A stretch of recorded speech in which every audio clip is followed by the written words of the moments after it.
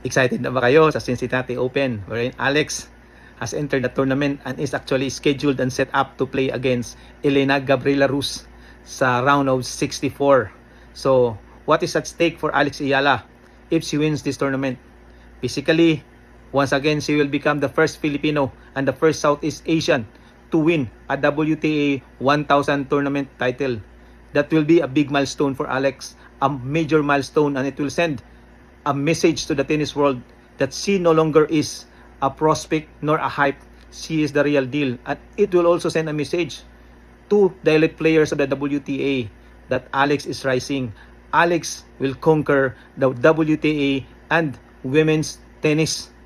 So abangan natin yan. Dahil ang achievement ni Alex is an achievement for us, for the Filipinos, for the Philippines. So, if she wins the Cincinnati Open title, it will mean 1,000 ranking points also. So, from being number 20 in the WTA Tour, she will go up to number 12 just behind Marta Kostyuk of Ukraine. So, that will be a big deal. It means she will get a higher seed in the US Open. Instead of being seeded number 20 or number 19, she will be seeded maybe number 12 or even higher, 11 or 10. It depends if some players will withdraw from the tournament for something or some things that are out of their control. So, aside from that, if Alex Ayala will win the Cincinnati Open title, she will receive 1,085,220. Wow guys, paldo, di ba? Napakalaking pera.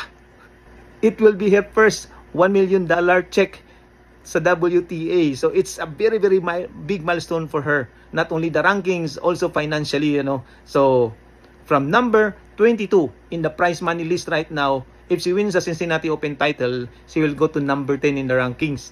She will dislodge Iga Swiatek from that position. And aside from that, guys, there is also the WTA race to the finals wherein Alex is currently ranked number 15 and only the top 8 players will play that year in tournament. So, if she wins the Cincinnati Open title, it will add 1,000 points into that WTA race to the finals. If that happens, Alex will go up to number 10 again, dislodging Iga Swiatek. So, kung top 8 lang ang kukunin, may US Open pa and there are other tournaments after the US Open, Alex may be able to make it to the WTA finals, the year-end tournament, to determine who among the elite will be the best. It is Elena Rybakina who is the defending champion of that tournament. So guys, supportahan natin si Alex sa Cincinnati Open because if she wins this tournament, it will be something for us, a very big accomplishment for her and